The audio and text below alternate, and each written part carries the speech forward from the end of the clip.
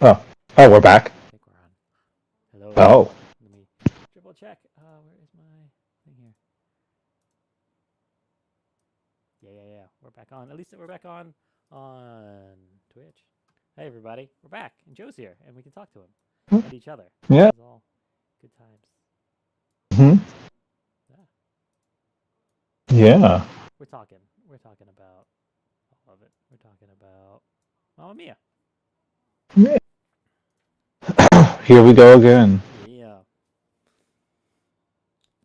This is The crazy. joke that will never get old. Yeah, it's a joke so good that they had to use it to make the sequel, right? Like they I had haven't. I haven't even seen the sequel. yeah, yeah. Our friend Dan Connell, he's seen the original movie, the first movie. He's seen, I think he said like 10 times or something, or a few times, only like 2 or 3 times. But the sequel he's seen 14 or 15 times. He loves it that much.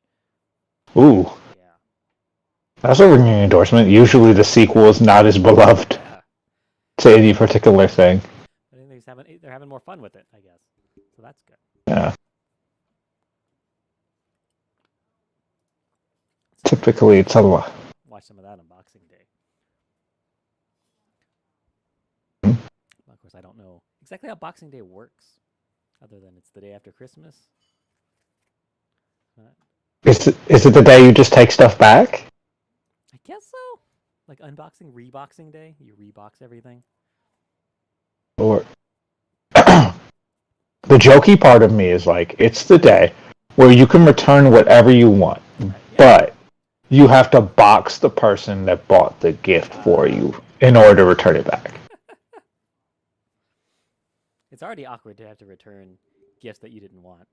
So then also have to kick your grandma's ass. That's like it makes it that much worse. Have you ever Even gotten worse if she. a Christmas gift, like gotten a gift with a gift receipt and like, yeah, I'm gonna go to the mall, turn the sweater in, and get something I'd rather have. You ever done No. that?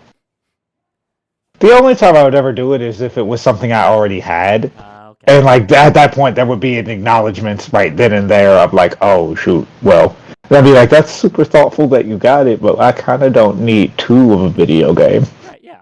It's like it's a thing that I like because I already have it. So don't feel bad that you got me a bad gift. It's a good gift, but I already have it. So what am I gonna do, right? So It's a that's good gift. yeah. But if it's like a thing,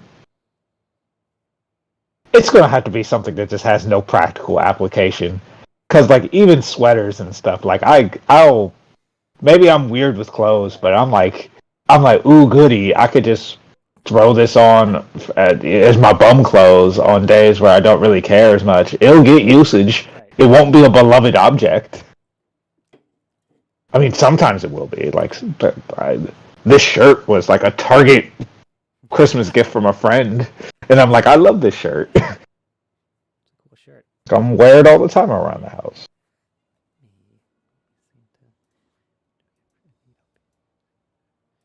Um, Otherwise, I just think it's rude. yeah, definitely is a little. Yeah, so it's awkward to do that. And the thing is, like, even if it were like some random thing that I don't want, or I'm not gonna ever use, I'm still not gonna go and return it. I will just have it sitting in my kitchen for 3 years, and then I'll throw it away or something. Yeah, when it's time to like go through your stuff and you think for a second like, where'd you get that? You got it from your friend for Christmas. When's the last time you seen that guy? He kind of disappeared, and so can this gift. It can also go away. Strange. That's the last interaction we had was him giving me this gift that I didn't want. Interesting. But a gift that I do want It's though. like, The gift of we don't have the all the stuff here. We're $132 into our $500 goal for the Hawaii Food Bank. ooh, If you want to hit exclamation donation in the chat, it will pull up the link. Also, I spilled a bunch of water on my keyboard right before we started, so it's not working oh properly. no.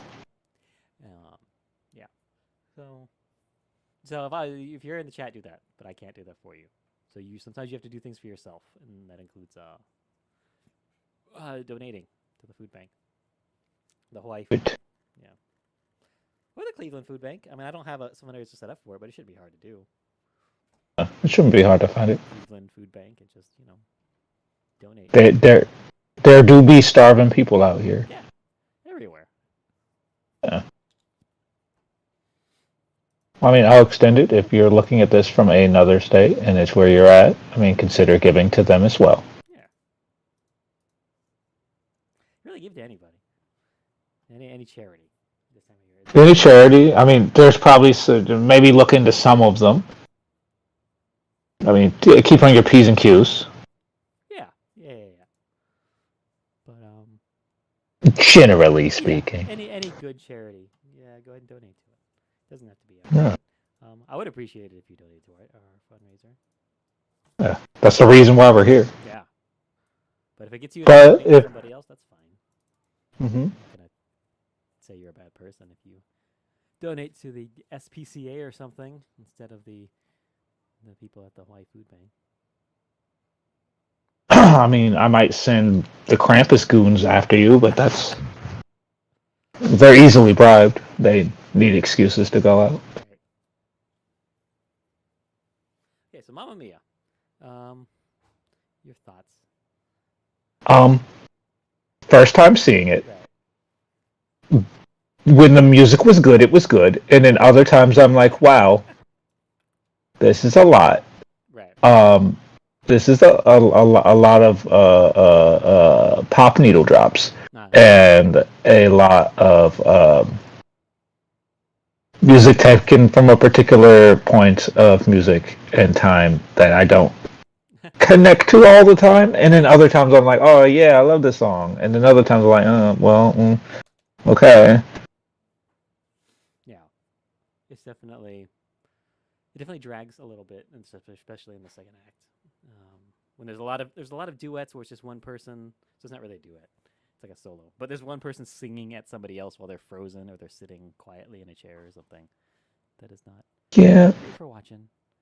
Especially for how big the ensemble is. Like I think I was asking before, I was like, is the ensemble normally that big for the other ones you watched? Yeah. All the main characters. I mean, there's 3 and 3. There's the 3 dads, the 3 ladies. The mom and the daughter and her boyfriend or her fiance, and like his. Oh no, I'm not talking about them. I'm talking about the army of people that mobbed the stage. Oh, yeah. Those people are there too, generally. Okay, because I just saw how many people. I was like, so did y'all have an audition, and like, y'all just took everybody? Yeah. I mean, that's fine. But it just seemed like there was an unreasonable amount of people on that stage at times where I saw people bumping into each other and. Not enough space for everybody, especially at the end. You can definitely see wasn't room for people to like do any real dancing. It was just a lot of arm stuff. And then anything more, and someone would have been hurt. Yeah. They were limited by the stage, the theater, and the round thing, and then also just having so many people. But it's so weird to have so many like background dancers and stuff, but then not really. Like this be able to use them? It's not very ambitious in the dancing. It's not. Like I said, there's a lot of musical numbers where it's just one person singing at somebody else while they sit there. And it's like you could have all kinds of stuff. You could have all kinds of dancing and things happening in the background. Like I like this thing with the dudes in the masks and showing like kind of feeling torn between stuff. That was a cool idea. I mean, just the first idea off the top of my head was maybe deal with levels and have some of those dancers interact with people out in the audience and utilize the entire space. And face different parts of the audience, especially if you're the background dancers. Like that way someone's getting some love, because there's parts of the audience that just got all ass for like 2 hours straight. And you can even see it like in the final dance number during like the 3-song encore. Like there are people, they're shoving themselves up to the back of the stage, even though it's not the back, because there's people sitting there, so that they can walk forward and do their thing and then like bow and whatever and then go back around. So it's like, oh, I have the actor right here sitting, like standing right next to me, like touching me, but they're looking, at the front of the stage, so like they don't even care that they're here. I'm just kind of in their way instead of being, like they could be part of the show. But yeah. And there were so many of them that originally I thought when everyone rushed the first time you see everyone enter the stage, like the whole ensemble, like the whole chorus, Right. I thought that they were being mobbed by the crowd. Because I was like, oh my god, the entire section just came forward. Yeah. It's crazy. So, yeah. Like, it's a. It was weird to watch a little bit. Yeah. It's definitely one where you want to. It's I don't know. Like if you're gonna do theater in the round, like really commit to it, because like the lighting even was just coming at the one from the one angle at the front of the. It was 2-dimensional lighting for a regular stage instead of, in the round, so it wasn't set up for people to do that kind of stuff. It seems like they. I don't know, did they do this? Did they just get this space? Like they were practicing in a theater that would be normal, and then night of, they're like, oh yeah, we had a venue change. Right. It's in a round, and they're like, we're not changing anything. Not a thing. Even the musical number where everyone's in a giant circle, yeah, no, not even that one. Yeah. They're all still playing One Direction. Can they, like, I don't know, every few lines change direction of who they're talking to? Like, there was legit one song where they were sitting on a bench talking to each other, and it's just like the entire back part's just getting straight hair. Yeah. There's nothing to see there for anybody. It's bad times. Full screen that. Yeah, and then there's another part where it's like during the Does Your Mother Know song, like there's just like 4 dudes standing like in the back, so they're just blocking like what people are trying to see, the actual part of the show to see. Like there's just 4 background dudes just standing in front of them with their backs to them. It's like they could be doing something, doing something dynamic. I mean, okay, so maybe I wasn't paying attention to the crowd too much, but was it a fully filled round, or did they try and do it like half round? Oh no, it's pretty full. There's like you can see where like the orchestra pit is, like on the left side of the screen. Yeah. So that gives them some space there where they don't have to worry about the audience. But generally, I would say if it's a circle, then they're over 3/4 of the circle is filled with the audience. Yeah. Because if it was a situation where it was a half circle, that would have been that was perfect. Yeah, I can do that. Or like even like maybe like a Pac-Man wedge to cram themselves in.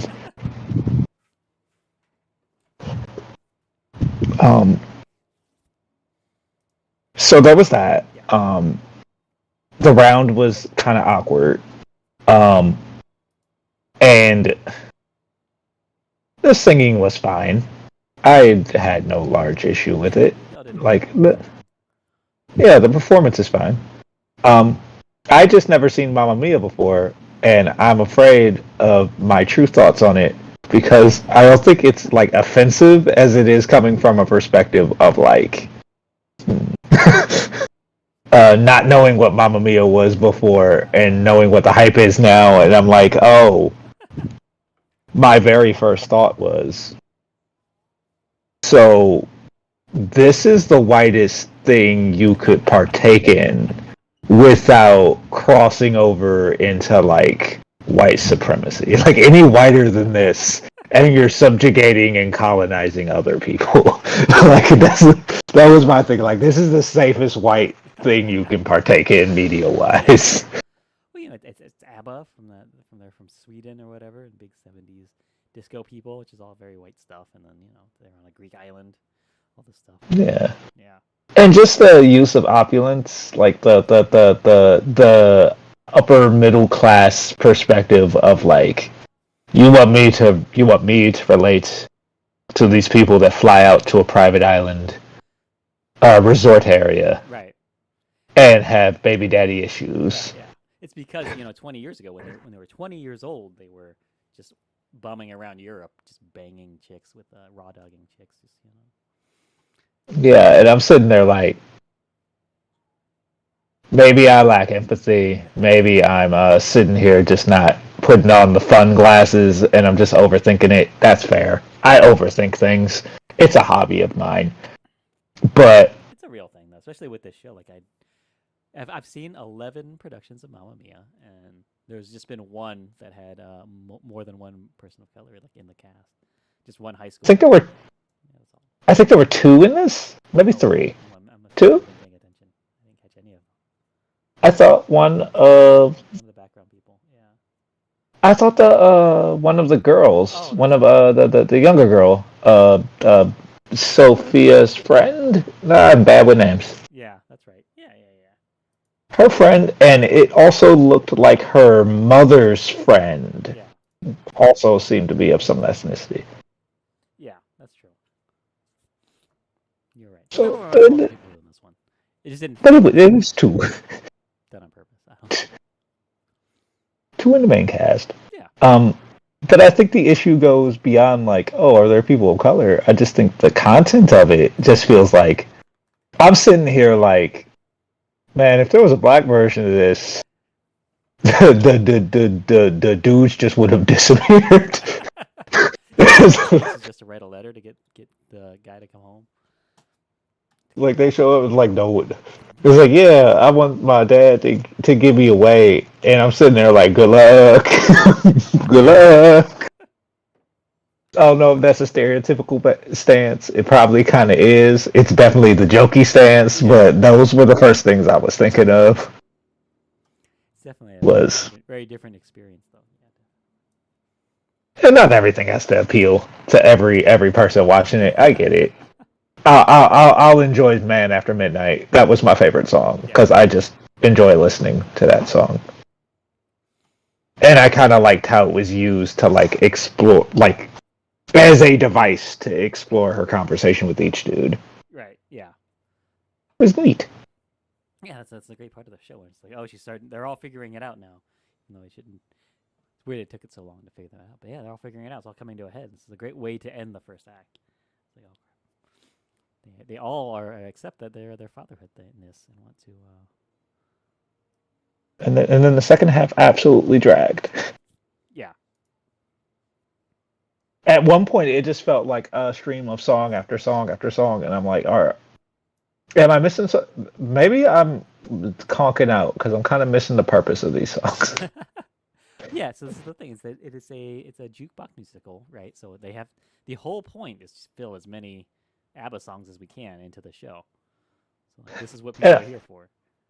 And I feel at one point they should have had the Fonzie in to hit the jukebox and make things happen. Yeah. It's like, yo, have someone come in and hit that jukebox. Just a couple times, or strip out a few songs. I don't know.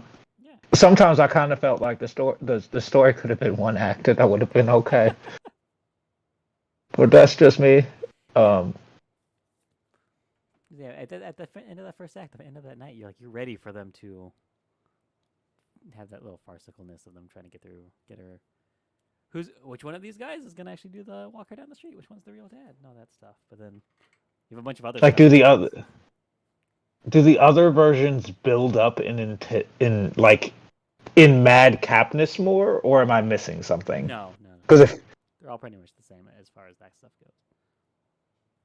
well, that kind of sucks. I want more ramping then. Like if that's the case, if you're gonna take that premise, make it wild. Yeah. Don't stop until one of the dudes comes with a fleet of ostriches and another guy is trying to jump a shark. Yeah. Like if you're gonna go that far with it. But then again, this is a beloved musical, right? Like there's a lot of people that like Mamma Mia. I think so, but I think it's just people that like ABBA. You know what I mean? Because it's not a great musical. It doesn't have all the great stuff that musicals have as far as being like the dancing and stuff or the story, right? It's just that they're ABBA songs. So if you're into ABBA, then this is the show for you. Otherwise, yeah. And I think that's where I get off the train because then I'm looking at. I guess that's where my issue is because then I'm like I'm looking at it structurally. A fan of Mamma Mia is like, what do you mean structure? I just want to hear my ABBA songs go burr. Yeah, exactly. I just want to sing along and then get up and dance in the aisles if I want to. That's all. Yeah, which comes back to what I said before that this is an extremely white play. I can't say that there aren't like. I guess a black analog to that would be like a jukebox musical filled with Motown music. Right. But you know what? I feel like even that would have more appeal. I don't know why. People like Motown music. I feel like there's a larger a larger set of people that enjoy it. Now I gotta look that up and see if there is a jukebox Motown musical. There, yeah, most definitely. Yeah. And then you get, and especially if you can if you get a whole genre of music as opposed to just one band or one artist, and that gives you more range of what you can do with the story. If we're gonna do it with one artist, that would be Black, or just like with that's just not ABBA. Right. I would want.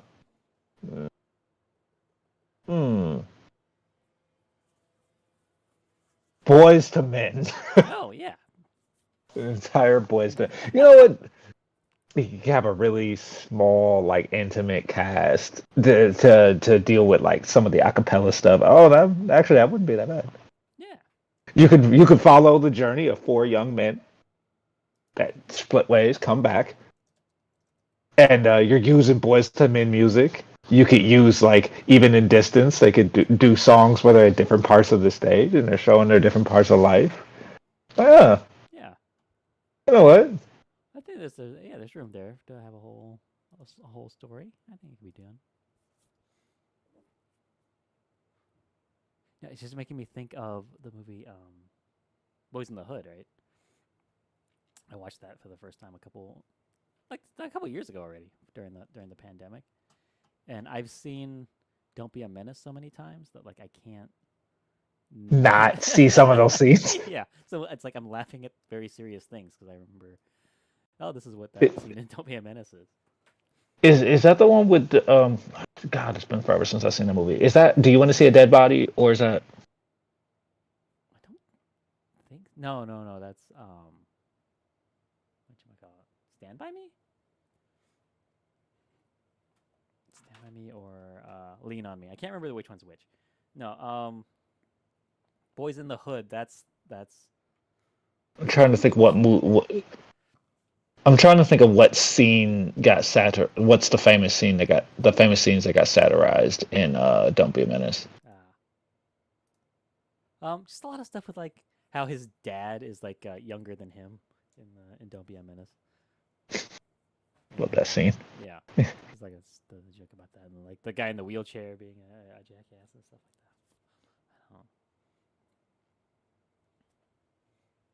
Getting stomping out people. Well, I mean, yeah, in any movie you can stomp someone out. Yeah. I have a bunch of I love touting that movie out for like friends that haven't watched a lot of particularly Black movies. It's a good like, here you go, right. And they're like, huh. I have a set of friends that they love Undercover Brother. Right. That's a fun movie. They love the movie. It's fun. It's like SNL movie adjacent. Right. Yeah. It's it's fine. But they were hyping it up, and I was like, well, I mean, within Black movie canon, it's probably not the highest regarded. You might as well watch Black Dynamite. Right. Yeah. Even for the blaxploitation kick. And then we found out they made a sequel to Undercover Brother. Oh, they did? I didn't know. Like a direct-to-video sequel. And we watched it, and I'm not gonna lie, it wasn't bad. Yeah. It wasn't fantastic. I enjoyed it about as much or a little bit more than Coming to America 2. Oh, okay. I still haven't seen Coming to America 2. It's on my list.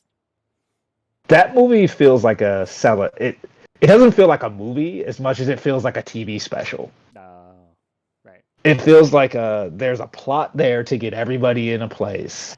And then it's kind of just a celebration of all the last movie's jokes. Right. A couple of really big, elaborate, like African musical numbers, and like it just feels like a giant party. Like everyone's having a really good time. Right. And then the movie happens, and I'm like, can we go back to the party? All the fun stuff was there. Yeah. Like, you guys are enjoying yourselves. This movie seems like work for you guys. Are you guys tired?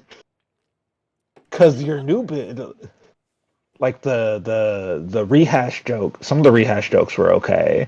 some of the new jokes and new characters are all right, except for Wesley Snipes. Oh yeah. Oh my god, he's great. Like that's part of the movie. Like when he shows up, I'm like, oh, okay. He's having a ton of fun. He's just chewing the scenery. That's great. I like seeing Wesley Snipes do that. If I can, I'm down.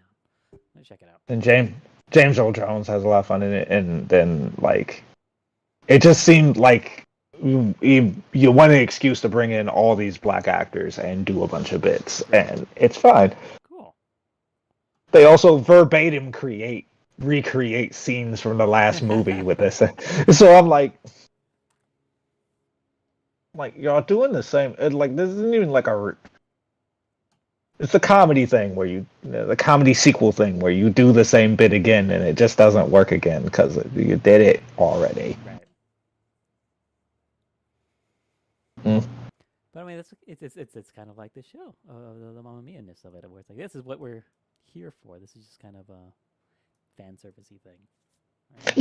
Yeah, it definitely feels like fan service. And for Mamma Mia, I'm not a fan of ABBA, so Yeah. Otherwise I'm looking to grab at straws. Right. I'm like, there's depth here, and every Mamma Mia fan is like, there isn't, and that's the point. It's supposed to be a thin piece of tin for us to put the cake on. Right. That's all. We're just trying to get from one Amazon to the next. Stop giving me such a hard time. Isn't that? It's what we all want. Because that's my favorite part of the show is the 3-song encore at the end. It's just like, hey, we're just gonna sing the songs and we're gonna dance, and this is what we're here for. And yeah, we don't have to worry about plot or anything. This is just that. We were trying hard enough. Like, haven't you seen us suffer enough? We've been through roughly 2 hours of trying to string this through. We clearly ran out of steam by the second act. We don't have anything else we want to see these characters do. You can't name half of the characters. It's fine. Yeah. It's like, or give motivation. I'm like, at any given point, I was like, wait, who are these people again? Okay, so there's to go down the characters. There's the mother and the daughter. I think the daughter's name is Sophia, and I think I only know that because I looked at the Wikipedia page. It's Sophia. In order Sophia to is the Greek Sophie. That's Bill's great aunt is Sophia, and she was named after Sophia. Her name is Sophie. Damn it. Close. You know, if you watch this every day for 2 weeks, then you'll learn this stuff. I do not envy you. What else? There is the three dads. Rosie, who is the Oh yeah, the Dynamos. the writer lady, and then Tanya is the the cougar-y, milfy, sexy lady. That's the Dynamo. Is that the one? Is that the one that tried to get with one of the dads at the end? One of the. Yeah, so was that the one that sings "Take a Chance on Me" with Bill. When she finds out he's a writer, then she gets super horny for him, and then chases him around the altar. And that's a weird scene because that's usually something I really like, but sometimes it just depends on the show. Like sometimes he really is not into it at all until the very end, and sometimes he sees her and and considers, hey, what if I start a relationship with this lady, and then where within that number they start to like each other is different in every show. It seems like this one, it seems like she spent a lot more time chasing him than another one. And I thought I missed something, so I thought that the musical was building to that moment. So does it just come out of nowhere right there? And I was correct. I was like, oh, this is Aspel. Yeah, they don't have any real anything to do with each other up until that moment. And it's really, he just mentions that he's a writer and she's also a writer. So she's like, a little bell goes off on her head. And she's like, oh, well, if you're a writer and I'm a writer, then we must. Because that's how relationships work. Yeah, you just have to that one thing. Yeah. But the Brazilians, I watched that last night. The one from Brazil, and they go, they get pretty hard with the kissing and the sexuality of things. Like she grabs him and like puts his face in her boobs and makes her motorboat her and stuff. It's pretty. They're sensual people down in Brazil. Yeah. They're like, if you're signing up for this play, you get it. You better get ready for some softcore moves. Yeah. They're into it. They're passionate. I'm like, oof. So I guess I was right because I was like, because I was watching the scene, I was like, was I missing something? I know I kind of conked out like a little bit through the second half, and with like I know I'm missing some details, Right. but the play's literally not giving me anything. It's just doing more ABBA songs. There's multiple songs between Donna and Sam to kind of build their relationship, only their lack of relationship, but they could do it all in one song. I think they could have done it in one song, and that would have saved us 15 minutes, I think. Or we'll put 15 minutes of other stuff in there would have been nice. Because it kind of is the same thing, SOS and whatever else that is. Because I still contend they could have gone like madcap crazy at the altar stuff and also have used all the ABBA songs to ramp up to it, honestly. Yeah. Because wouldn't it have been more fun, white people? I'm addressing you guys directly. White people, wouldn't it have been more fun if not only did you get your ABBA songs, but you also had like it build to a point where like these three dudes are kind of conspiring to one up the other because they believe they have claim on this girl's parentage. Yeah. I mean, at the end, they all kind of make up and say, like, no, it doesn't matter. We can all three be the same. But they could have reached that realization together by exploring, like, their character and relationship with her and also her mom. Yeah, because there's no conflict there. They just each kind of realize it and then accept it, and that's it. Like there's no conflict. And I'm not saying each guy needs their own song. Heavens, Lord, no. You could do one song split into three where each of them conspires a plan and then be done with it. Yeah. And at the end, them hatch the plot. Like, boom, that's one free song of something happening. For the love of God. And then maybe another song where the writer lady Rosie notices the guy and tries to start a relationship. Like, we could do that one. Yeah. And at this point, I'm doing the unpleasant thing of just being a script doctor. But the show being the guy. Yeah, the show probably needed a script doctor. Someone to just come in and say, like, look, let's consider that maybe not everyone is an ABBA fan. Yeah. Also, we've got the on the video. I'm playing the some of the show down in the corner. You can't see it on Discord, but it's happening. And during the take a chance on me thing, where she's chasing him around, there are people just standing in the back, right, waiting to walk in to start the wedding scene. They're just standing right in front of the audience, so you can't even see anything because there are people standing directly in front of the audience. Because they're setting up for the next move. Yeah, but there's nowhere to stage them, so they're just like standing in front of the paying customers, so they can't see anything.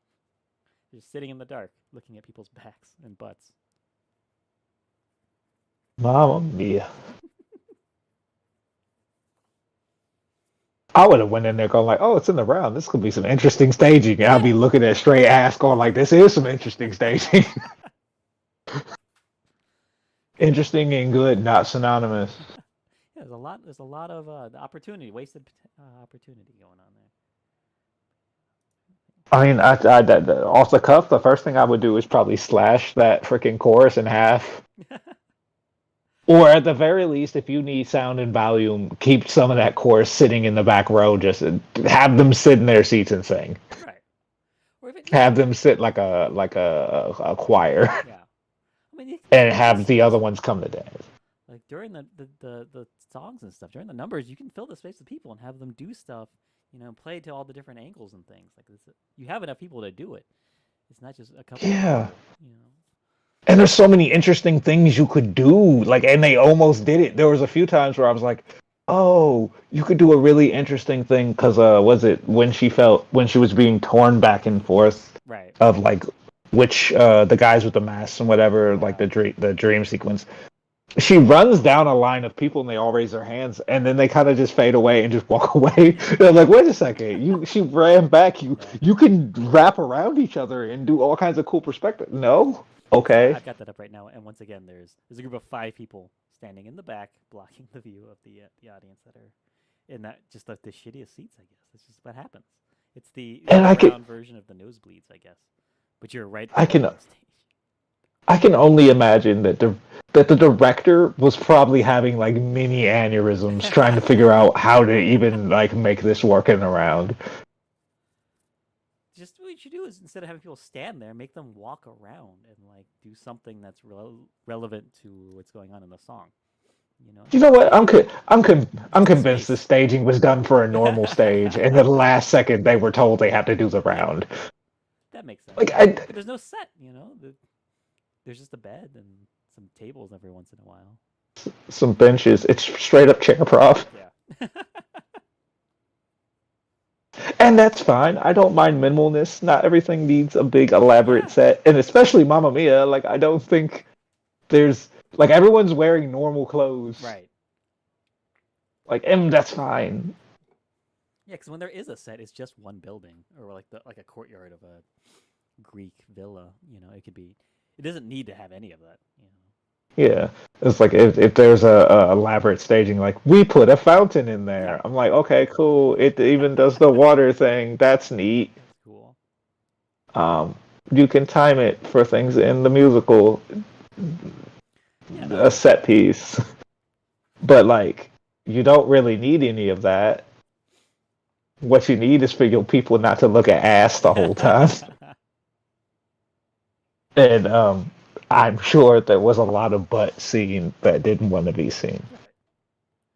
Yeah, And it this is not a sucks. butt forward show. It's just a lot of butts that are just there. It's just yeah, there's nothing you can do about it. I don't know. There's a lot of having your backs to people. Uh, and it's just frustrating because sometimes you can see where you, like I'm sitting there like if you just turn the other way and just swayed, now you're doing cool in the Right. round like All you have to do is just turn around choreography. and interact with the audience that's looking right behind you, that is Like 6 inches away from if I was an audience member, I'd be like tapping on people's backs like you could dance towards me right now. I'm you. watching you. I can't see anything else. You can just feel the rhythm of the music and just sway or do something. Yeah, it's like Yeah. or like a lot of it seems like like the chorus is embodying the spirit of the town and everyone and all the or rather all the guests and whatnot. Like there's so much stuff you could do in the background. Yeah. Because you have no It idea just what's feels going like a on. lot of Yeah. it just feels like a lot of lost potential. Yeah. A lot of lost energy. I think that's what's frustrating about it. You're watching it and you're going like, but this could have been super immersive. Yeah. They could have done a lot of things. Like they made the decision to go in the round, and they could have done a lot of stuff with it. But I feel like maybe it was just a budget thing. Because like there's no sets, right? There's just a couple of some furniture that they come in and out every once in a while. So maybe it was just a decision on that side. I don't know. Imagine they fill out parts of the audience with choir singers that are like little sections near Right. you, and like they don't get up and dance. They just sit there and kind of interact with you during the Right. show and like and sing their bits. And then there's less dancers that need to come out, so now you can fill the stage Yeah. and you can actually have choreography Right. where they can pivot around and stuff. And then near the end and the huge numbers, the choir can also come down and mob the stage for the big party scenes. That would be I don't know. right. I just feel like they weren't prepared to do this. Yeah, it's just a lot Because of these seem like yeah. pretty easy solutions. But it's just things that people weren't considering doing it. Like you said, I think that it would not surprise me to find out that the director didn't. They were rehearsing this in not thinking about being in the round at all. Yeah. They're like, okay, guys, so so we got kicked out of our old theater. All right, we're in the other theater downtown. Well, that's what theater is in the round. It's okay. We'll just do our normal stuff. But that's not how it works. Have you performed in the round before? I'm pretty sure it's the same as anything else, Bill. Yeah, I mean, I've done improv shows in the round and kind of giving each other the note before the show, like, hey, make sure to play to the audience at all the different angles and stuff. But if I you're not remember that. It practicing, was a lot of fun. yeah, if you're not really practicing Like, and keeping it really in the mind, you will kind of fall back into what's comfortable and normal for you, and do that kind of more two-dimensional thing, and not use that space if you aren't constantly reminding yourself to do that. you definitely have to practice it and be conscious of it. Yeah. But I feel like for a stage play, it's a lot easier because it's like the same product over and over again. So at least knowing Right. how to hit those beats and project in that kind of way seems on its face a little easier. Yeah, it should be. And it because improving in the round, once I'm already in my head. Once I get in my head, I ain't getting back out. Like, so trying to think like, oh shit, I have to also turn towards them. I guess playing in the round in improv is like conceptualizing your space differently, going like, all right, if we're in like a restaurant, we can really play being in a restaurant. Right. Yeah. It's actually kind of the opposite of what you normally would do in improv, where a lot of times you will try to face the audience even when it doesn't make sense for the scene. If you're in a restaurant, maybe we aren't sitting facing each other just because it's going to make it harder for the stage Audience to see it. Yeah. Yeah. It's just the stage. It's exactly that. You're viewing your stage picture different. Yeah. Which can be really cool. Yeah. Because improv in the round can pull off some really cool stuff, I feel. Right. Yeah, you realize it's three-dimensional. And musical in the round, triply so. Yeah. Like, there's so many things you can do with your dance choreography, but you just have to commit to that.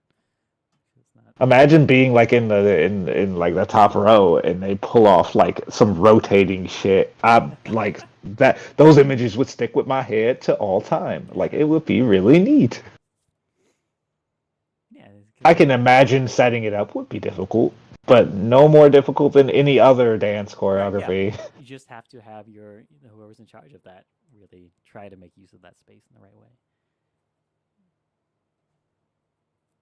Also, it seemed like maybe it's just me, but it also seemed like this community troupe is more like for the passion of it than like a bunch of super experienced people, which is fine. Yeah. It seemed like a lot of people that were having fun. Right. But I kind of had that impression where it's like these are just a lot of people that just want to get out there and have a good time. Yeah, that's one thing that I did note is that the scene when Donna first sees the three dads and is like singing "Mamma Mia," like, she's real like takes a very aggressive stance against those dads, and very strange in the way that it was versus like in other shows, like when she's taking the drill gun and like pointing at them like it's a real gun and stuff and telling them to get out and things. Yeah, it's a strange take, and that was a weird choice by the actor to do that. Yeah, so in like the other versions, like she's like openly hostile. She's not as openly hostile towards them. It's more like, haha, you guys are here. Yeah, This is out. this is weird. Oh no, but yeah, that's when she's much more aggressive at him. It's weird. She's like, Mamma Mia, I'm a kill again. Oh no. This time I'm not gonna miss you. And just like pull out a gat. Yeah.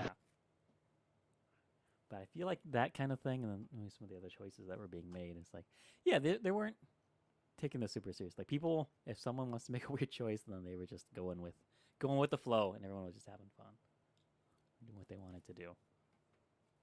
It's also a little unfair of me watching Mamma Mia because the last musical I watched was like Hamilton live, so kind of unfair to come off of like up here, yeah, right. Like some to one that is not like, and not just not super highly regarded, but also community theater. Right. Yeah. And I think that's the thing I need to keep in my head is like, yo, you have all these high expectations for community theater. It's gonna be okay. Yeah. Like I'm just interested in seeing the different choices that they make and how they you know, creatively come up with solutions to the problems and things. And so like it was fun to see this done in the round and to see the ways that they made use of that, but then it was also disappointing to see how many times that they, kind of fell down on that. Because on a positive, I really like the party scenes. It had a lot of energy and definitely like gave that feeling of like a celebration of like that disco ABBA music style, I suppose. Yeah. Those were really cool. And if anything, I wanted that energy. Like it made me want more of that energy played with. Right. You know. Yeah. That's So I guess. it's a musical. That's when it's good and fun. It's like you just get a bunch of people out here and like doing stuff, and dancing and enjoying it and having that good energy. 'Cause that's the thing about the movie is that not highly rated the movie, but you can tell that we just took a bunch of movie stars and we flew them to this Greek island and everyone was just drinking and having fun for a few weeks while we recorded this movie. And so it's fun people having fun, which is nice, but then it's also not a great musical, I guess. Yeah. And I think most people, like I guess what you said is like more of a celebration for ABBA and of the movie's white. Yeah. It's just very. There's no not nice way. I mean, I'm not even trying to be mean about it. Honestly, it ain't even a mean thing. It's just like I feel no connection to this story. Yeah. It's just it's like the most white thing. Like, hey, you know what? Do you want to go to a Greek island and sing ABBA songs all day? And how many white people are like, hell yeah. And everybody else is like, oh, like you want to go, Joe? I mean, a free trip to Greece sounds fantastic. Can I sit out on the ABBA? No, that's the whole point. It's the ABBA. It's like an ABBA cruise. Only it's on a Greek village. I'll be like, okay. Let's see. You can call me from Man After Midnight. I guess Mamma Mia, because I guess I'll be there for that. Titular song. Dancing Queen. Please call me for that. Yeah. I will stand for that. And then I don't know any more ABBA songs. Fuck y'all. I'm gonna go drink. Like Fernando, that isn't even in the show. It's like she comes in. She walks in through the doors, like humming it, and then that's it.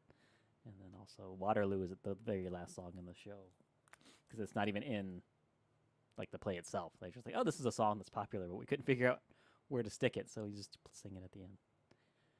But yeah, those are the big. It very much is a song. Like I almost want to take that as like a writer's challenge. Like, okay, choose a artist. Right. And then take their catalog and turn it into a musical. Like call it the ABBA challenge. Like write a story and you the rules are you can't use one full album's worth of work. It has to be through their whole catalog. Let's see. What other rules will we have for this challenge?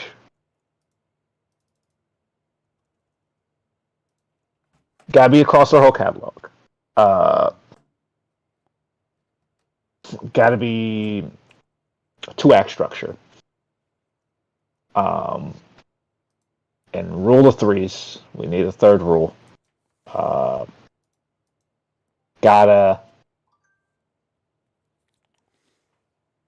be done in a round. Oh no. Oh, it has to be done in a round. You have to figure it out. It has to be. You have to figure out how it's done in a round. But there you go. Take the ABBA challenge. Write a musical using it. And some of them have already been done. Like I was gonna say Dolly Parton, but I'm fairly sure they did one for her already. It has to be. I don't know of one, but it has to be, right? Although maybe it's because she's still alive and like active and stuff that maybe she's like not having given anybody the rights to do it. I don't know. I mean, it's a good question. And I'm sure we're sitting here, and there's probably a bunch of these musicals that exist, but I'm just not in their proximity, so I don't know about them. Right. Yeah, I'm not a big musical guy. Like literally, just for the 12 Days of Musicalness is kind of the only times I watch musicals. I mean, that might be. Yeah. Oh yeah, go for it. no, Catsmith, right? You were part of the whole Catsmith crew last year, and they are coming Oh yeah. and doing a show of Cats. Hamilton's going on right now, and then Cats is coming in this summer. So I did tell everyone I would buy them a ticket to see Cats. So if you come out in mid-June, I will buy you a ticket to see Cats. You're still responsible for your airfare and lodging and stuff, but Okay. yeah, I will give you if you fly all the way out here, I'll buy you a ticket to Cats. Who's putting it on? Is that the Blaisdell is it Orchestra Hall or whatever? Okay, so it's a touring company. I'm assuming. Yeah, it's gotta be. Because Yeah, otherwise it'd be Manoa Valley. right. Yeah, it's not that. No. So yeah, it's gotta be a touring company. Is it a touring company for Hamilton right now? Yeah. There's definitely Okay. local people. Yeah, so it's gotta be a touring. That'd Yeah, be very. the Blaisdell. Those are all touring companies. Yeah. Yeah, I'd assume Blaisdell would definitely be a touring company. So mid-June. If it was like Doris Duke, I'd be like, that might be local. Yeah, and I would watch Cats. I would watch Cats if it was at Manoa Valley Theater or Diamond Head, which I think has closed down. I think they just did their last show a few months ago. Oh. Yeah. I mean, the only one I wouldn't want to watch is the Russian one, but that's not even really Cats. That's just kind of a Russian comedian review. Yeah, and that was pretty cool. It was crazy, and I want to figure out what's going on with that show. I need to go and watch other versions of that show, other episodes. Yeah, I feel like either they get progressively more crazier or every single episode's the same. Right. I feel like that kind of shtick kind of runs the risk of going like, yes, each one is technically different, but their energy is all the same. Yeah, I think the energy's the same, and there might be some recurring characters and stuff. I can't imagine every week's going to be the same thing as far as being whatever was happening on that show. I don't even know. Yeah. I didn't even check back to see if they had a Mamma Mia. Maybe we'll do that as a bonus. Oh, bonus. The Russian Mamma Mia.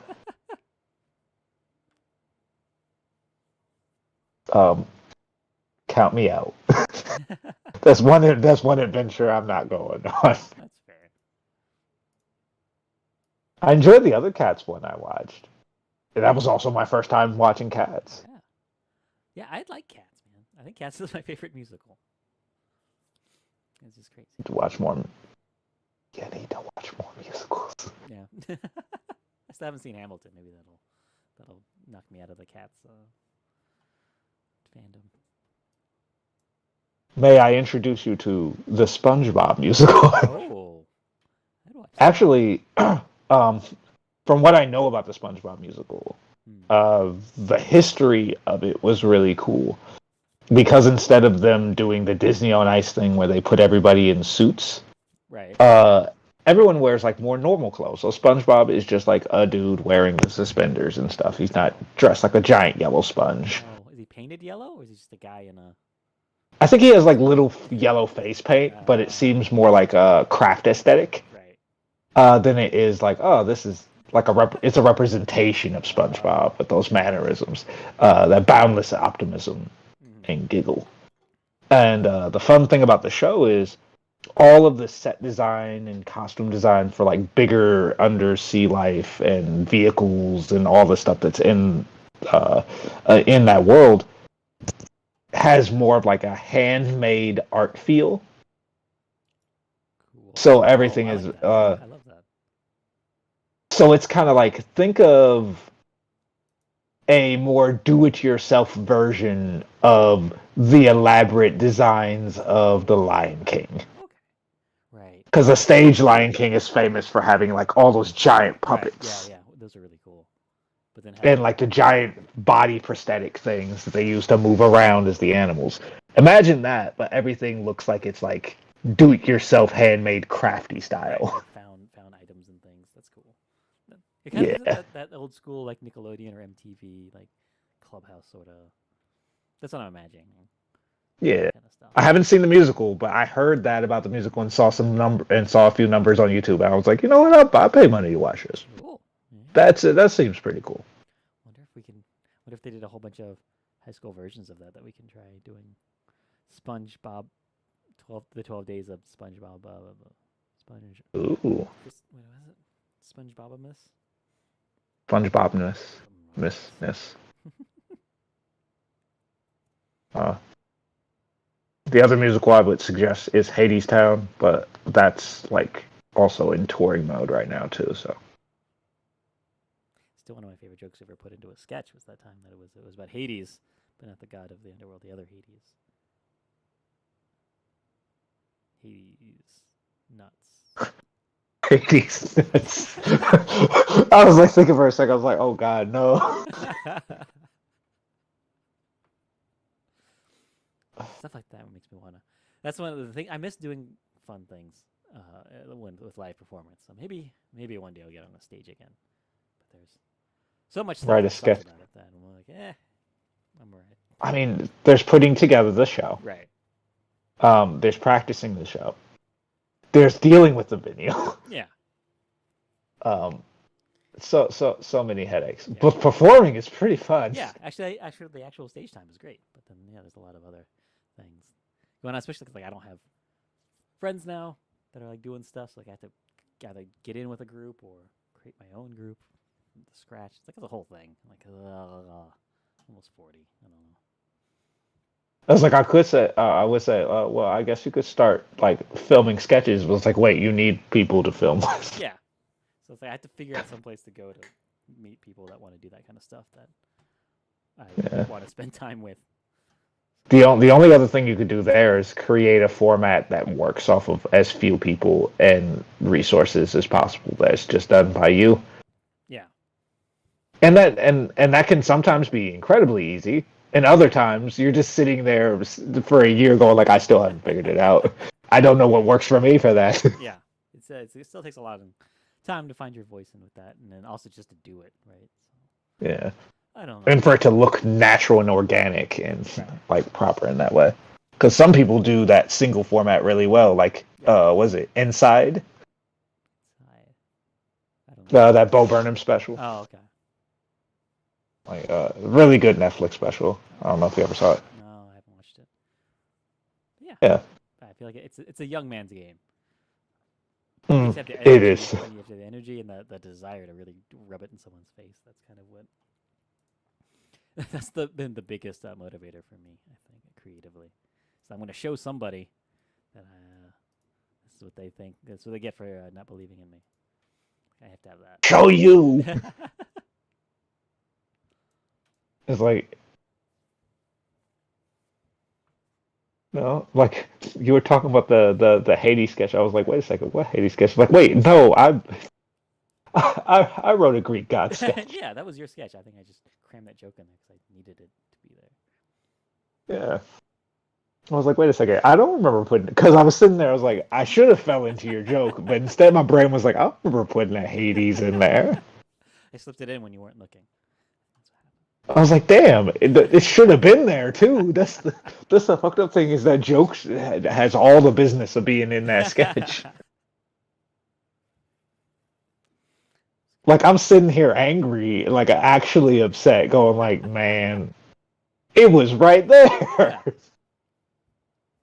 Always... We were sitting here trying to think of God puns for hours, and then I'm like, well, that sucks. Instead, I just wrote a bunch of piss jokes, okay? Can't never have enough piss jokes, I think. Piss jokes are the new fart jokes. That's what I say. They're messier. Yeah. I mean, at least with fart jokes, there's a chance of it being messy, but like the floor is at least like pretty safe. His jokes are just inherently messy. Yeah, there's no good way to do it. Or there's no clean way to do it. No clean way to do it. Yeah. It's like, yo, you're gonna have to put a squirt bottle in there and squeeze. Yeah, as far as Mamma Mia goes, I don't know what else we have to talk about. Let me check my notes real quick. They didn't have the bagpipes in this one, which doesn't mean anything to you. There were bagpipes? Hold on. Don't keep going. They'll say, oh, they didn't have bagpipes in this, which isn't important to you. It's like, what were the bagpipes for? So at the beginning of the second act, when she has her dream sequence and then she wakes up and then she has the whole thing with her mom about like, oh, I don't know what to do or whatever. And she's like, oh, hey, I'll take care of these weird shenanigans. And oh, hey, what's up, Raiders? Doc Hollywood's here. Hey guys, thanks for the follow, one who reads. Hi everybody. Wow. Yeah, we're talking about this in the round version of Mamma Mia. We've been watching Mamma Mia in the Quite strange. Yeah. From the Tennessee Valley the Tennessee Valley Players. And yeah, thanks for the follow. Why so Dankness? You guys a rule. Ooh. Yeah. Here with Joe Lewis from the frozen tundra of Ohio. Yeah, it'd be cold out here. Yeah. It'd be a quick glance outside. There's a man riding a sled, preceded by 8 dogs, including Balto himself. Godspeed, Balto. Yes, this is the 12 days of Mamma Mia miss that we're getting to the end soon. This is the 11th night of the 12 days of Mamma Mia miss. It's an annual fundraiser we do for the Hawaii Food Bank. If you want to hit an exclamation donation in the chat, that'll give you the link to donate to the great people at the Hawaii Food Bank. And every year we watch the same musical, different versions of the same musical for 12 days in a row and talk about it. And this year it's Mamma Mia. Last year was Cats. Rent before that. So yeah, we're talking about this weird in the round version from Tennessee that did not they did not do a great job of it. There's a lot of missed opportunities to do cool things if you're gonna go in the round. Yeah. Seemed very much like a bunch of passionate people that really like their ABBA. Yeah. And it kind of maxed out at that. And that's what you're. Which is fine. Right. Yeah. Yeah.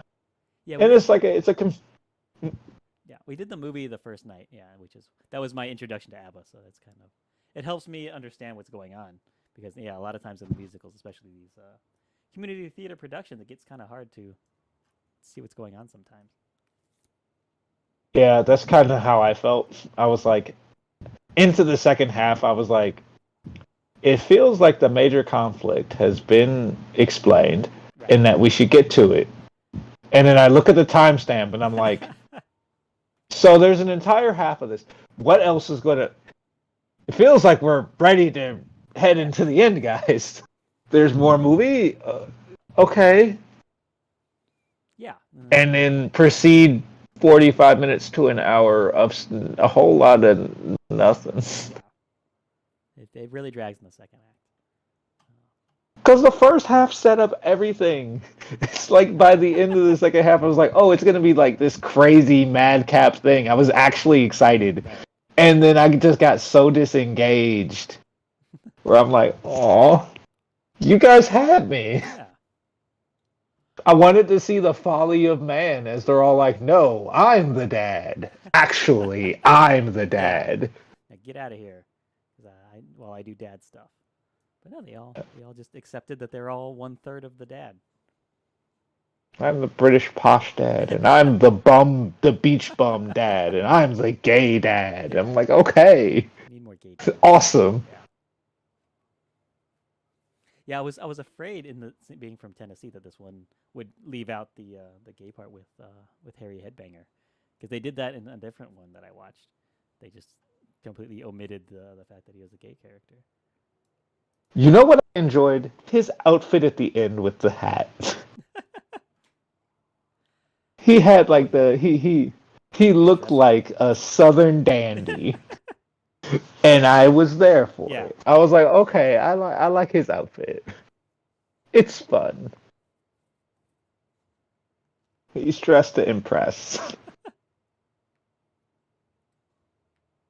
Because other than that, the costumes were pretty much unremarkable, and I think that's kind of the point, because it's kind of set as like normal contemporary times. Oh, I never set up the donate thing. I have it's exclamation donation is for the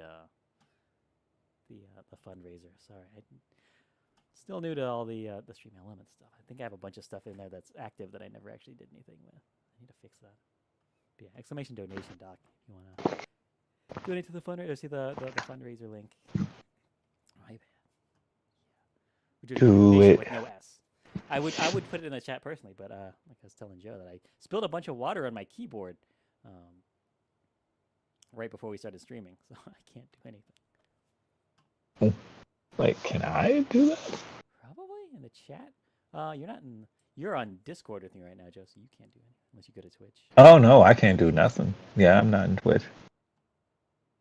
I thought we were talking about the Discord chat. I was like, wait a second, that's a whole lot of people in the Discord chat. I'm fucking up. I think it did. I don't know what's going on. It should work. I don't know. Is it restream isn't working? Ah, crap. I mean, Restream was mostly cucking me. Yeah. So that's what. So now we're on OBS, and I was not prepared for us to be doing OBS today. So let me find the.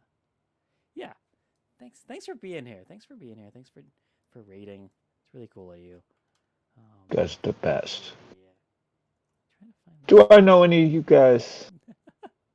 You guys like the usual suspects? No. Doc Hollywood is one of my favorite streamers on Twitch. He's a real doctor, and he just Ooh. movies and stuff, and it's really cool. Nice. Yeah. Find.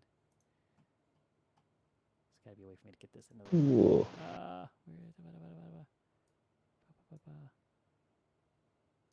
Yeah, living without a keyboard it makes the computer tough. Yeah. One right now. Let's see. Here we go. I should be able to pop that link in there soon. Here we go. Mm-hmm. Aha, that's a weird looking at because it's from Facebook. Okay, hold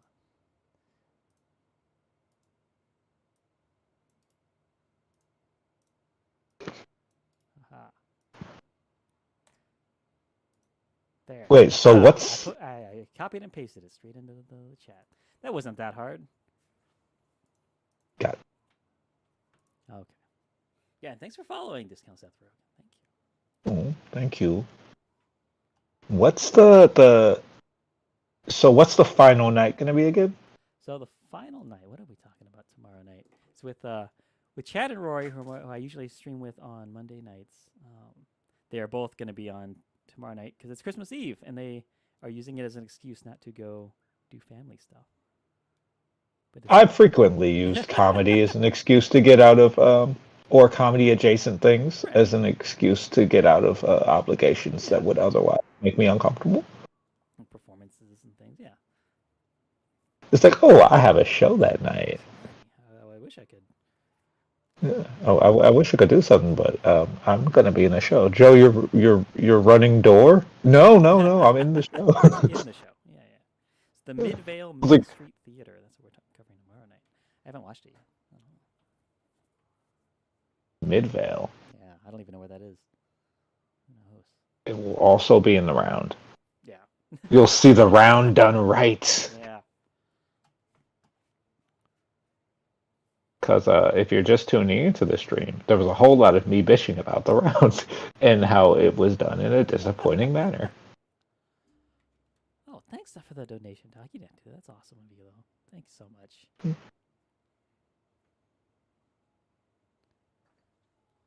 Do I seem overly critical of like a community performance? Because I thought about it, like as I'm talking about it, as I'm talking all this shit, I'm almost sitting there like, dude, it's just a bunch of people trying their bestest. Yeah. It's the parts where it's mostly just the in the round stuff. There were a lot of directorial decisions that could have been done a lot better if they just cared about the fact that they were in the round and were using it instead of, like what we have on the screen right now. There's pretty much the entire cast is standing, kind of against the back, what would be the back wall somewhere else, but they're standing right in front of paying audience members. And I think that's what mystifies me the most is like some of these solutions are not very hard ones to figure out. Like they're not like super technical things that require like a lot of coordination. Because that cast seems fairly large. Oh, it's a big cast. Yeah. When they rushed that stage, I feared for people's lives. I was like, Jesus Christ, are you guys gonna be okay?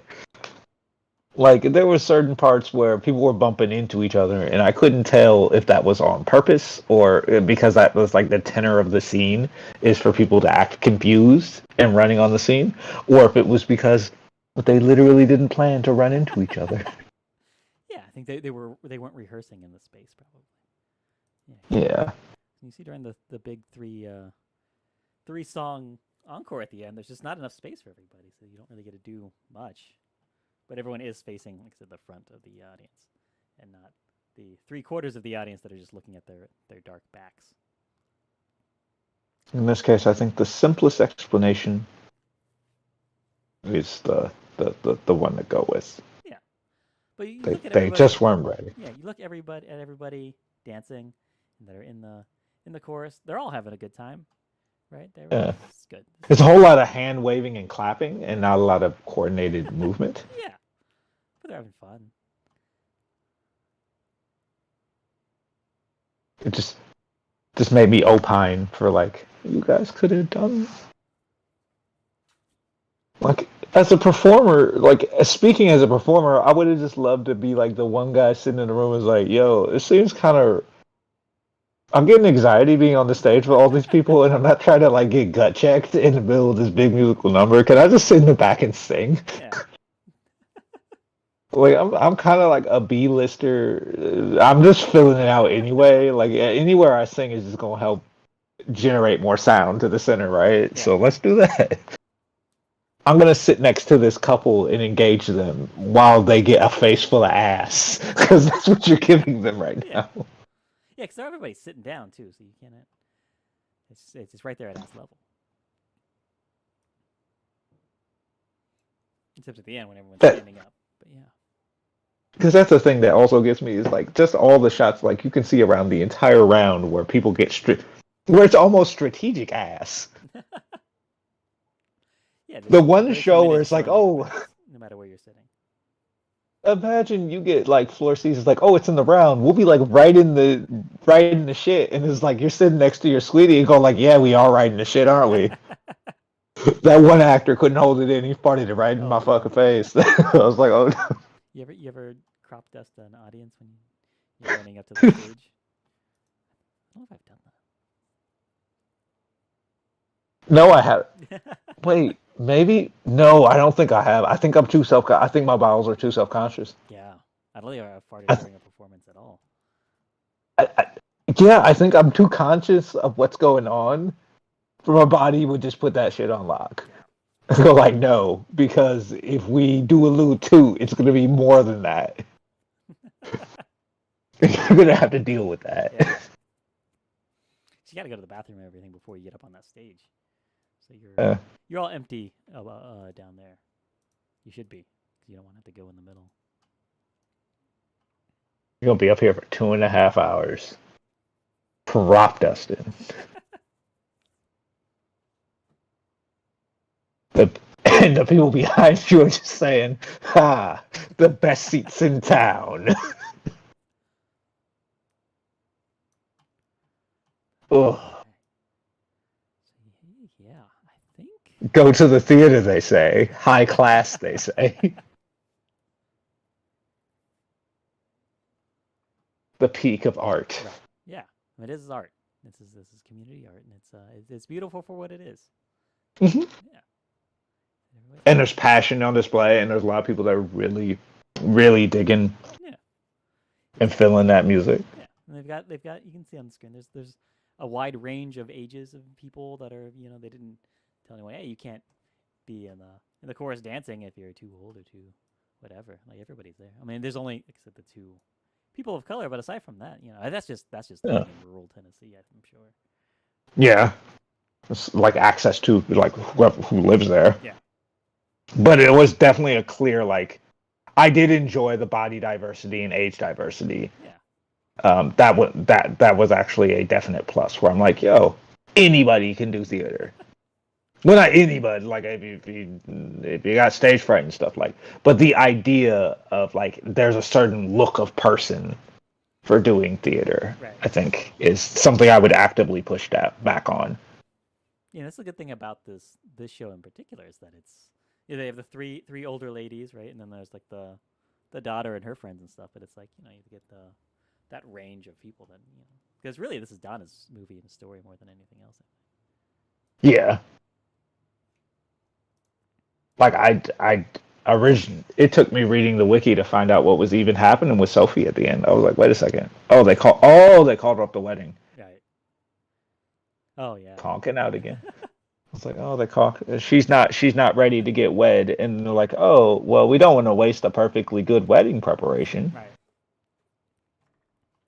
So you guy that just waltzed into my life after not seeing you for like 20 years. That's the thing, though. It's like you gather all these people before God, and you say we're gonna have a wedding and share our love with you, and God he's hungry for that matrimony.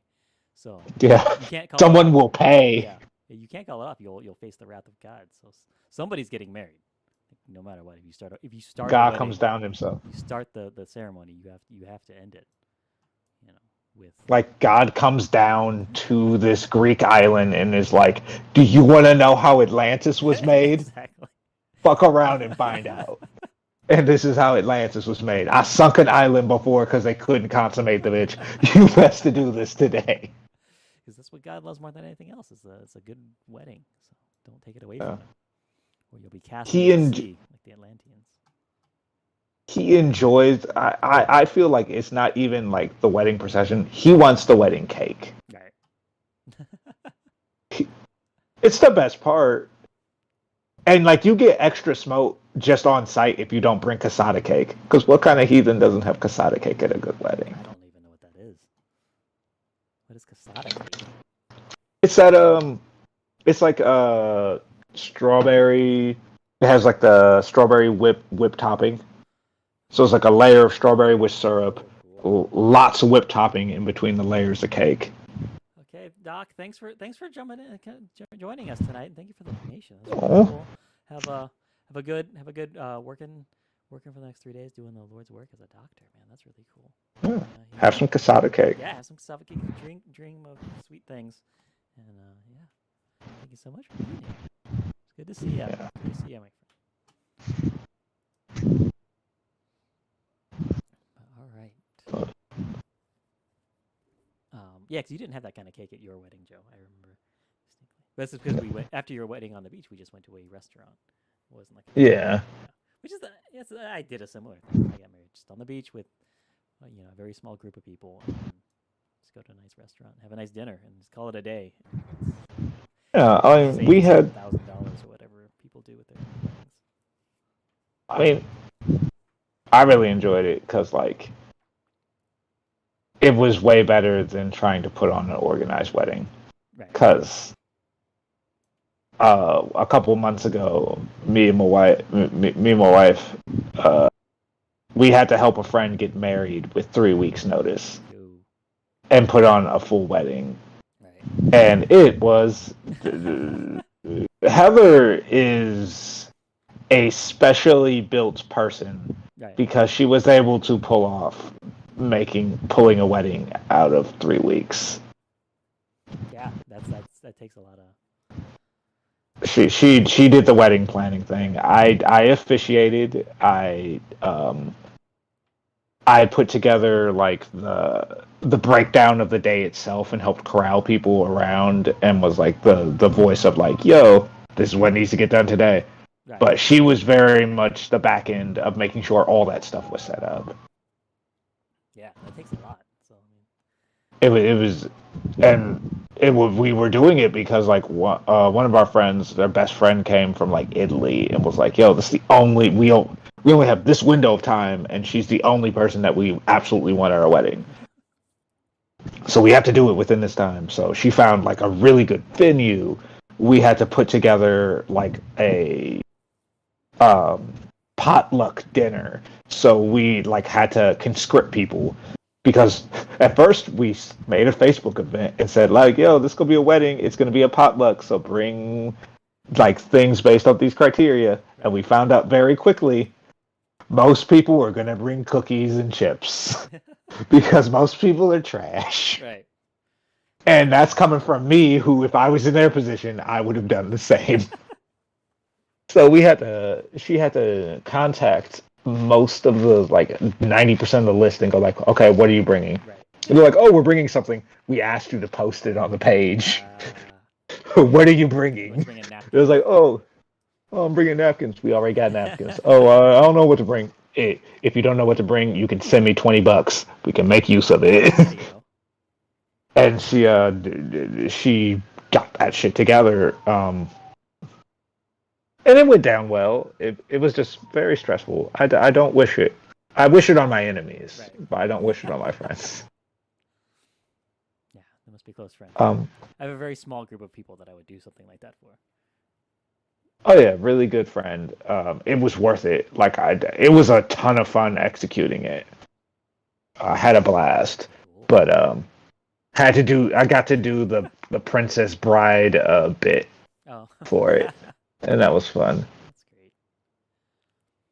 But I should do wedding planners. Yeah.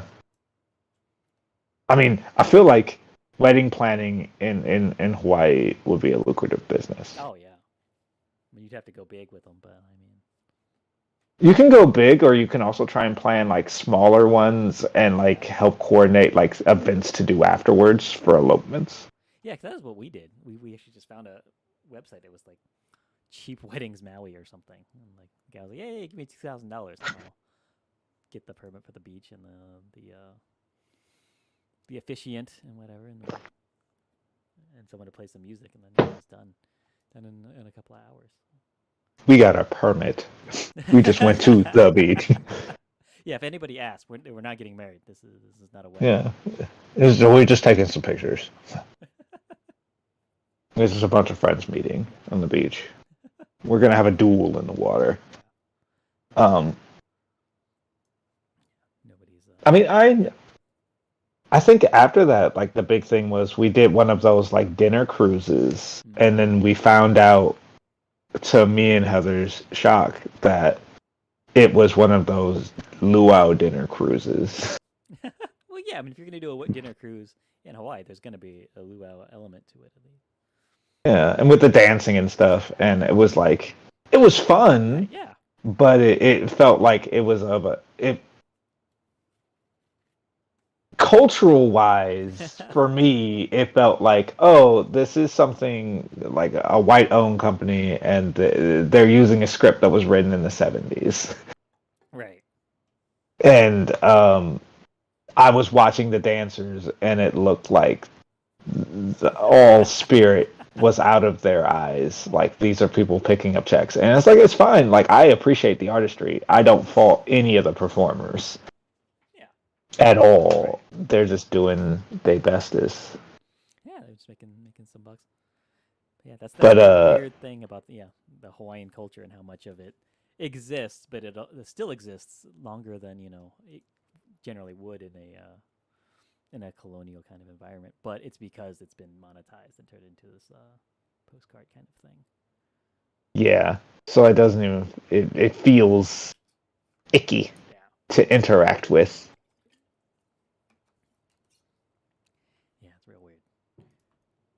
Fun thing to do every once in a while. Touristy stuff. And then, I mean, outside of that, I think during the wedding thing, we also went to Hai's Steakhouse, and I had never been there. I remember walking by Hai's Steakhouse all the time, but I'd never been inside that place. Because one of my friends is like the sous chef there. Oh, cool. And he was like, "Yo, go," and I was like, "We'll get you a reservation." I didn't expect it to be super fancy. Yeah. And I had the best steak of my life. It was like a tomahawk steak. Oh, nice. It was freaking fantastic. And then when the check came out, I was fully prepared. Like, that was going to be the night where I'm like, yo, this is was the night after we got wed, and it was like, yo, this is me and Heather's big first night together. I'm ready to drop dough. Right. Usually I'm a freaking curmudgeon. My spirit animal is Scrooge McDuck. But like that night, I'm like, yo, I'm gonna drop $500 if I have to. Yeah. I'm gonna cry, but I'll do it. Like I'm not gonna. I'm gonna try and hold in my tears for Heather. I'm like, I'm not gonna look visibly upset that I'm spending this much money on dinner 6 weeks worth of groceries, but we'll blow it in one meal. in one extravagant meal. And then the waiter came out and was like, well, the sous chef wants to talk to you. And we talked to him, and then afterwards, like we're about to pick up the check, and then he just goes like this and goes like, "What?" It's like, "Oh, sorry, a Hawaiian tradition." It's like, "It's good." I was like, "That's what this means." It means like you get out of here, you good, you don't gotta do nothing. And I'm crying. I'm like, "No, please." I need to show my new wife that I'm a high roller. Not a cheapskate. I need to show her that I'm a high roller. That like this is indicative of how her life will never be after this point. Like this is the only time. Like this is it. We going big. Yeah, I gotta set high expectations.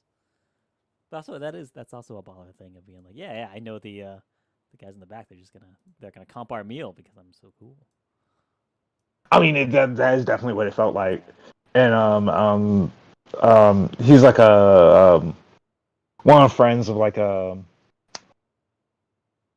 you met a few of his other family members. I think Jess and Lee, I think, were at the wedding too when we were taking pictures and stuff. And they continually try and outdo each other, like doing nice battles. So I feel like that was also his way of going like, I couldn't make it to the wedding, but top this. Right. So I felt it was kind of weaponized. Yeah. I'm okay to be a prop in their proxy war, is what I'm saying. Like if it's a proxy war, I don't mind being part of it. If I get free tomahawk steak, It's a message he was sending to his brother. Whatever. it was like, beat this. He's just a pawn in their weird game of generosity. Yeah. I don't mind being a pawn in generosity war games. I can't interact in them. It's like, I bought you a gift card from Walmart. Yo, I got you, if I'm really balling, an air fryer? Right. Yeah. Yeah, we got the air fryer, the one that's basically just a toaster oven. We just got an air fryer not too long ago. Yeah, that's what we use all the time now. We don't even use the oven. Like we turn the oven on for Thanksgiving to make something in there, and I was like, oh, this is the first time we used it like all year long. Oh no, I feel like I'm gonna get addicted. Yeah. Like I threw some McDonald's fries in there, and I'm like, oh, this is dangerous. Like if they can save McDonald's fries, they can save anything.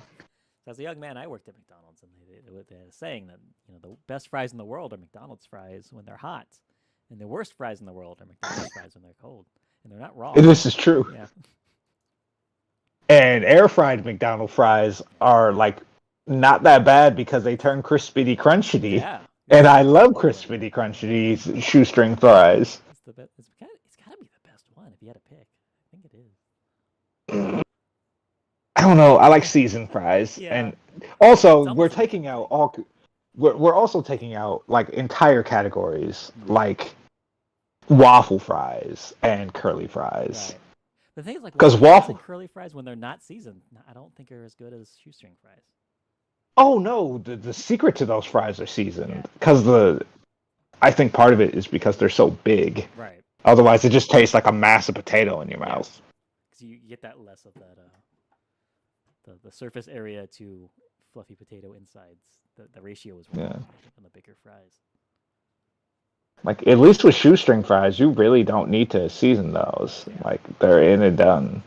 You're eating chips. Yeah. Just a bunch of salt and you're good to go. Salt and oil. Yeah. I mean, you could definitely.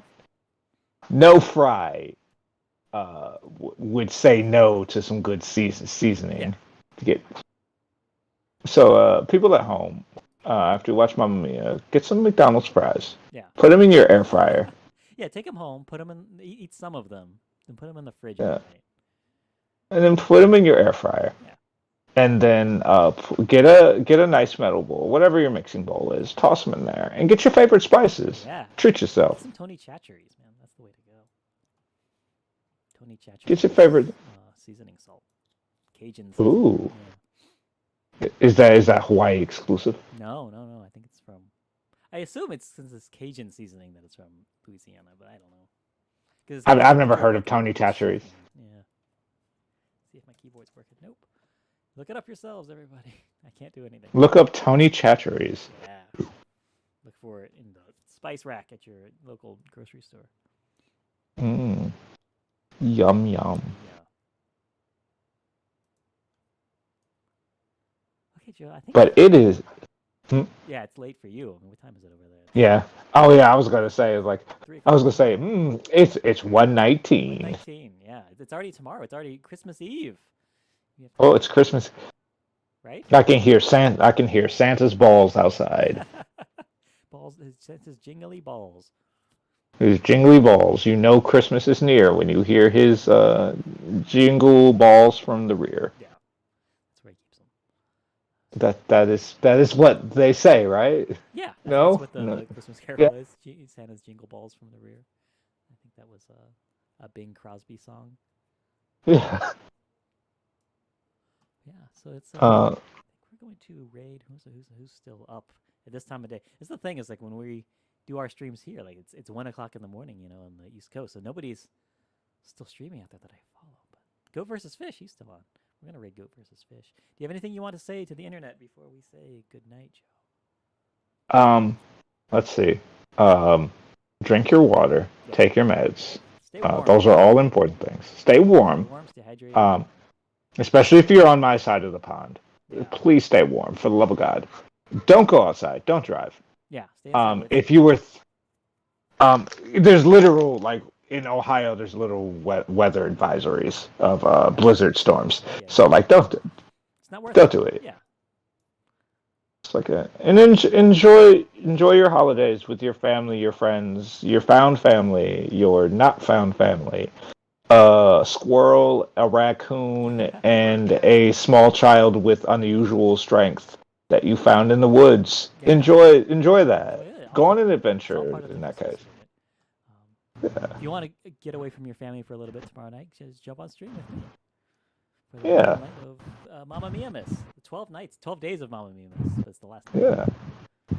Because his guests are great guys that are just trying to get away from the humdrummery of their own families. Yeah. By enjoying Mamma Mia Miss, and you can do that too, Yeah, you should. So, thank and it's you for a good cause. for watching. Thank everybody for donating and following in the raid. We got a raid tonight. That was really cool. Yeah. Yeah. And we'll see you all tomorrow for the final night of the 12 days of Mamma Mia Miss. Yeah. Versus Fish. You know Goat versus Fish at all?